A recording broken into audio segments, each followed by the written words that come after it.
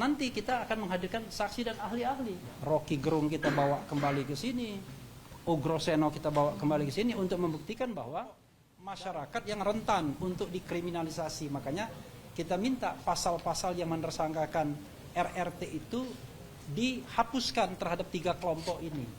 Jadi kalaupun misalnya mereka kemudian dianggap katakanlah melakukan misalnya pencemaran nama baik dan lain sebagainya, jalurnya bukan pidana. Kita minta jalurnya perdata.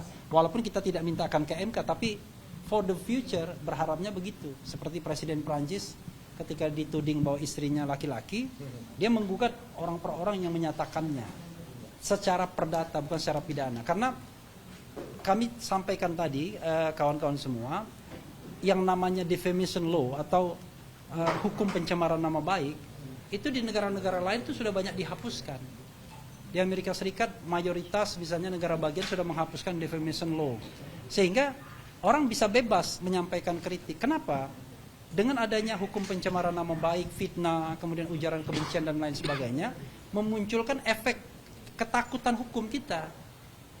Pengertian kalau kita mengatakan, oh kita berani, bukan itu maksudnya. Artinya setiap kita menyampaikan sesuatu, kita berpikir apakah bakal diproses atau tidak, dipidanakan atau tidak. Jadi chilling effect itu terjadi gitu. Dan sehingga yang terjadi adalah self-censorship. Kalau self-censorship yang terjadi, maka tidak baik bagi perkembangan dunia akademik dan juga perkembangan demokrasi kita ke depan. Nah itulah hal-hal yang ingin kita mintakan dan mudah-mudahan Hakim Konstitusi tidak lelah ya kan, untuk membaca permohonan kita yang kali ini jumlah katanya 15.750. Kalau kita bikin kolom di Kompas itu barangkali 20 kolom gitu. Kan satu kolom 1.000 kan, 700 sampai 1.000. Jadi 20 bayangkan. Nah ini mudah-mudahan mereka bisa menangkapnya dan permohonan itu kan nanti akan diperkuat oleh saksi dan ahli sesungguhnya. Jadi sebenarnya kami berharap betul ya ini bisa masuk dalam pemeriksaan persidangan, istilahnya pemeriksaan persidangan. Jadi pemeriksaan pendahuluan, perbaikan permohonan, kemudian sidang pemeriksaan persidangan yang menghadirkan pihak pemerintah, DPR, bahkan pihak terkait yang punya kepentingan boleh juga masuk sebagai interventor. Jadi dia melakukan intervensi yang disebut pihak terkait di sini. Kemudian juga nanti kita akan menghadirkan saksi dan ahli-ahli. Mungkin Profesor Henry Subiakto kita bawa kembali ke sini, Rocky Gerung kita bawa kembali ke sini, Ugroseno kita bawa kembali ke sini untuk membuktikan bahwa dalil-dalil yang kita kemukakan itu tidak hanya sifatnya normatif saja, tetapi secara faktual memang sudah terjadi dan kemudian mengkriminalisasi atau menyebabkan mereka mengalami kerugian konstitusional. Bahasa di sana mereka dikriminalkan, bahasa di sini mereka mereka mengalami yang namanya kerugian konstitusional, ya. Karena itulah kita masuk ke sini, kita perjuangkan normanya agar secara faktual kalau norma itu berubah, maka mereka kemudian bisa mendapatkan sebuah treatment terhadap kerugian konstitusional yang sudah mereka alami sejak berbulan-bulan, paling tidak sejak Pak Jokowi atau Mr. Jack ya kan, itu mengadukan mereka pada tanggal 30 April 2025. Nah untuk selanjutnya saya memberikan kesempatan kepada Dr. Tifa sebagai pemohon pertama, Mas Roy pemohon kedua dan Rismon pemohon ketiga untuk menyampaikan sesuatu hal. Silakan. Baik, bismillahirrahmanirrahim. Assalamualaikum warahmatullahi wabarakatuh. Waalaikumsalam.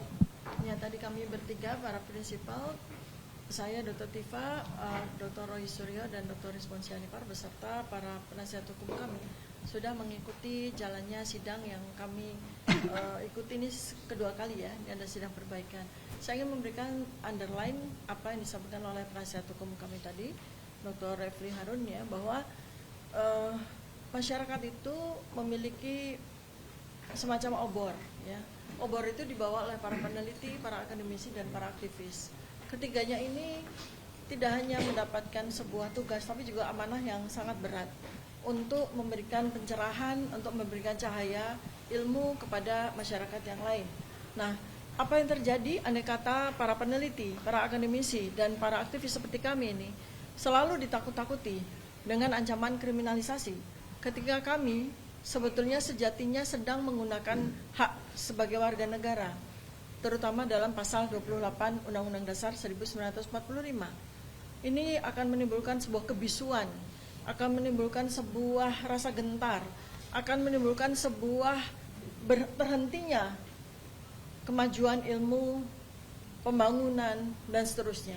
Jadi intinya adalah bahwa apa yang kami perjuangkan bukan hanya sekedar bahwa mengingatkan seluruh rakyat Indonesia bahwa kita semua punya hak konstitusional untuk menyatakan pendapat, tetapi khusus yang kami berikan sebuah penekanan di sini adalah bahwa para peneliti, para akademisi, dan para aktivis adalah orang-orang yang memiliki tugas yang sangat berat.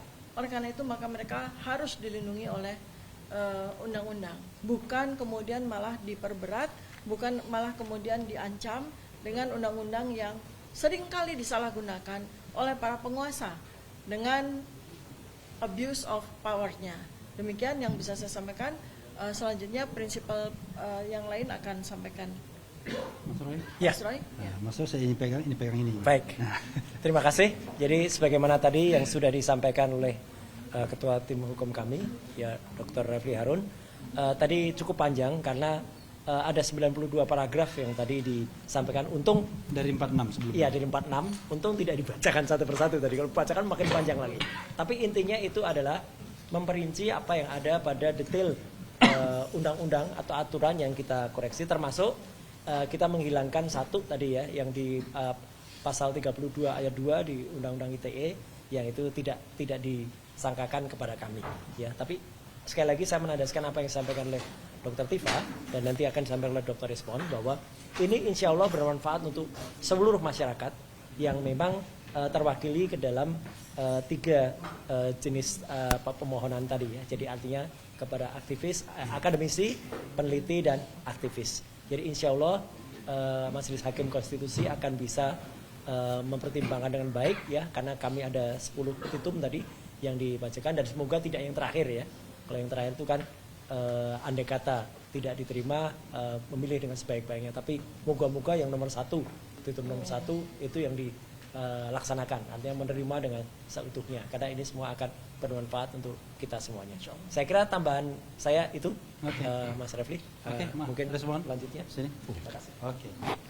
Ya, terima kasih pada para kuasa hukum kami, Dr. Refli Harun, Bang Jamanda Girsang dan lainnya. Persidangan apa yang kami gugat untuk diuji pasal-pasal kepada kami itu ya semoga berguna bagi generasi ke depan, terutama juga generasi sekarang. Semoga pasal-pasal yang menurut saya defamation itu adalah pasal-pasal peninggalan kolonial ya. Saya kira juga para pejuang kita yang ingin memerdekakan Indonesia pasti pertama-tama kena pasal itu dulu, defamation oleh penjajah kolonial Belanda. Sudah seharusnya pasal-pasal seperti ini seharusnya dicabut ya total dari muka hukum di muka bumi Indonesia ini ya. Nah, terkait dengan apa yang kami gugat bahwa terutama untuk para kaum akademisi, peneliti, aktivis, dan penulis, seharusnya pasal ini tidak bisa lagi diterapkan kepada mereka yang menurut saya kaum pemikir, ya kaum pemikir sekaligus kaum pemberani, ya, karena menuliskan atau menggugat hal-hal yang banyak orang sebenarnya tidak berani, ya banyak orang tidak berani. Jadi hanya segelintir ternyata di Indonesia ini kaum pemikir yang juga punya keberanian, karena sudah tersedia di sistem hukum kita pasal-pasal, banyak pasal yang bisa dipakai untuk menjerat. Oleh karena itu sidang kali ini ya semoga kita berhasil demi anak cucu kita, ya demi kaum pemikir masa kini dan masa depan. Jangan lagi seharusnya riwayat pendidikan berikut dengan dokumennya yang seharusnya publik baik untuk presiden maupun wakil presiden itu tidak boleh dikaji, ya. Kalau tidak boleh dikaji maka buku Gibran Endgame Wapres tak lulus SMA ini bisa disandera lagi, bisa berakhir di meja penyidikan lagi, meskipun ya seperti yang kami alami ya pertanyaan tentang mekanisme metodologi yang kami tuliskan dalam buku Jokowi White Paper itu Penyidiknya pun nggak tahu apa-apa. Istilah mendasar pun nggak tahu apa-apa. Tetapi mereka merasa yakin sekali kami melakukan manipulasi. Nah, yang subjektivitas semacam ini atau multi interpretasi semacam ini seharusnya tidak boleh ada di negara ini. Gitu. Biarkanlah kaum pemikir menulis, menerobos hal-hal yang sudah status quo. Ya, kalau status quo mereka yang tidak pemikir tentu menerima saja. Oh, Gibran memang lulus SMA kok. SMA-nya di mana? Ya di situ. Tetapi kalau pemikir yang enggak, peneliti, pengkaji itu akan bertanya, kok bisa seperti itu? Kok bisa ada dokumen penyetaraan dari dua jenjang pendidikan yang berbeda? Itulah kaum pemikir. Kalau di Indonesia ini kaum pemikir dengan gampang dikriminalisasi dengan pasal-pasal berlapis, sisanya siapa? Bisa jadi suara-suara kaum pemikir, kami seperti kami ini dan lainnya, itu mewakili ratusan juta kaum awam yang tidak berani untuk mengutarakan pemikirannya. Berarti kalau kaum pemikir di Indonesia dengan gampang dikriminalisasi, dicari-cari kesalahannya, yang tersisa jadi kaum dungu dong. Dungu dan bisu. Apa mau Republik kita ini hanya tersisa seperti itu? Bahkan ada seorang jenderal mengatakan kalau Pak Jenderal atau siapa ya, purnawirawan atau kaum pemikir lainnya, kalau RRT saja dengan gampang dimasukkan ke penjara, maka selesai sudah rakyat Indonesia ini. Ya, selesai. Ya.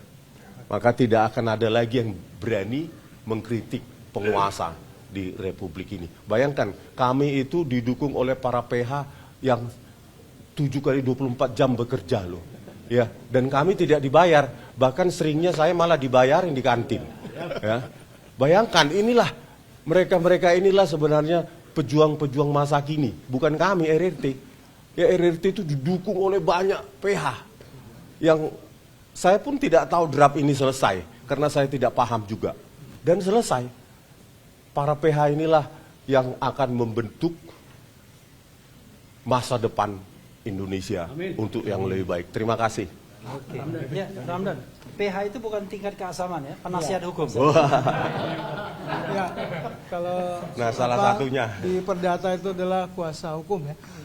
Ada hal penting tadi disebutkan oleh Hakim Konstitusi tadi, Pak Saldi Isra, Ketua, bahwa kita menyerahkan 5 bukti, 1 sampai 5, tapi ada bukti yang sangat penting yang perlu kami sampaikan, yaitu bukti P3.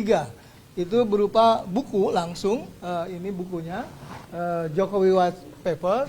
Tentunya kami berharap tidak hanya dibaca, saya yakin Hakim Konstitusi itu memahami, atau bahasanya Gadamer itu verstehen. Jadi dia akan memahami sehingga kemudian setelah ini akan ada rapat permusyawaratan hakim. Kita berharap bahwa setelah rapat permusyawaratan hakim dengan membaca buku ini, kami berharap semua pasal-pasal yang kami uji itu kemudian dikabulkan oleh hakim. Amin. Hakim Konstitusi. Karena apa? Ini tidak hanya pada abstrak tapi konkret dalam sebuah bentuk buku. Demikian. Satu lagi, terakhir ya. Tony, silakan Tony. Oh, rupanya orang nempel ke saya. Ya, jadi tadi bisik-bisiknya masuk semua. Oke, terima Bisik-bisiknya masuk semua. Oke, terima kasih saya tambahkan.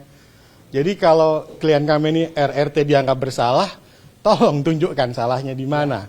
Karena sampai hari ini Mas Roy menyatakan sudah menemukan 8 versi ijazah. Jadi fakta yang ada di media sosial segala macam yang malah bukan dari sisi RRT, malah dari sisi sebelah sana yang semakin terlihat ijazah-ijazah dengan berbagai versi. Ada berapa versi Mas Roy? 8. Oh, 8 versi. Oh, oke. Dua versi terakhir. Baik.